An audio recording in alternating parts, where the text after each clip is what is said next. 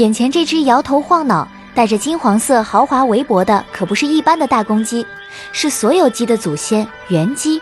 红原鸡是所有家鸡的直系祖先，时间约8000到1万年前，在亚洲南部、中国西南、泰国、缅甸一带被人类驯化、变化。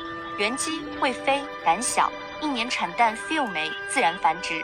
红原鸡是中国国家2级保护动物，野外数量减少，私自捕捉、伤害、食用违法。